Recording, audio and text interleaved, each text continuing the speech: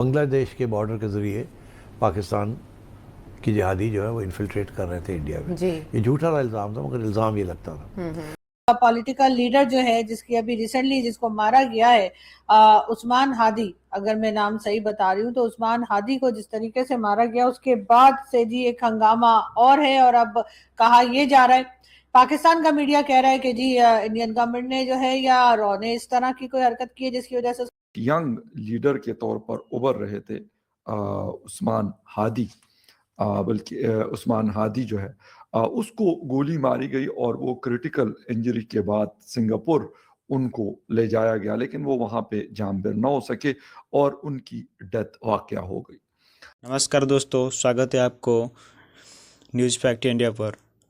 बांग्लादेश में जो student leader था उसी को एक अननोन गनमैन ने आकर रोड्स पर गोली मारा था। उसके बाद उसको सिंगापुर में एक हॉस्पिटल में एडमिट किया गया था। उसके बाद वहाँ पर वो दम तोड़ दिया। बांग्लादेश में जो स्टूडेंट्स लीडर्स रहे थे उन्होंने सोशल मीडिया पर आकर बहुत सारे स्टूडेंट्स को एकत्रित करके बांग्लादेश में प्रोटेस्ट कर रहे हैं।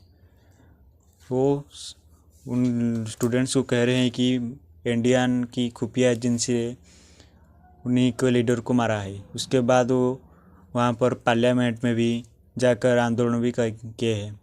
आइए देखते हैं उस खबर पर। की जान गई है।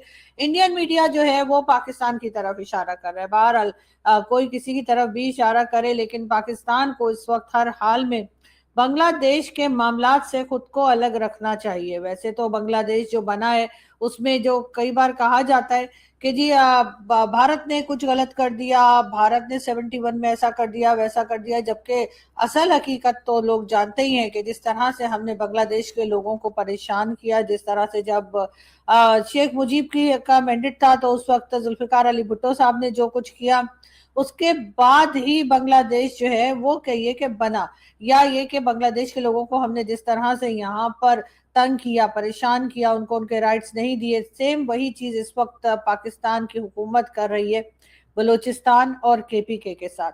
नहीं है, इंडिया की पूरी कोशिश है कि डिरेल किया जाए, डिस्टेबलाइज किया जाए बांग्लादेश को। और इस किस्म की जो हादसे हैं ये होंगे। और मगर बांग्लादेश के अंदर जो मूड है आवाम का, स्पेशली यंग स्टूडेंट्स का, वो इट्स वेरी एंटी इंडिया। अच्छा, अब सिचुएशन ये है कि इंडिया के अंदर भी बातें शुरू हो गई हैं कि बांग्लादेश हमारे हाथ से निकल गया है, पाकिस्तान चाइना बांग्लादेश का एक नेक्सस बन रहा है, एक ट्रायंगल बन रहा है, this will threaten India. Pakistan के साथ तो हमने अभी बदला लेना है, चाइना के साथ हमने अपने आप को तकड़ा करके डिफेंस करना है। बांग्लादेश को तो सबक सिखाया जाए कि ये ना हो कि ये भी हिस्सा बन जाए। तो पुराने ज़माने में ये इल्ज़ाम लगता था कि उसका जो जनाजा था, कहा जाता है कि शायद बांग्लादेश की जो 51-54-55 साल तारीख है उसमें एक बड़ा फ्यूनरल, स्टेट फ्यूनरल उनको दिया गया और बहुत सारे लोगों ने उसको जिसे कहते हैं कि अलविदा कहा। हो क्या रहा है इस हवाले से बात करेंगे। सेवन सिस्टर वाली जो स्टोरी है उसका क्या सीन है, और इंडिया और बांग्लादेश की एक दूसरे से इतनी ज्यादा दूरियां क्यों हैं, और इसमें इन दूरियों में पाकिस्तान के किरदार की बात भी हो रही है।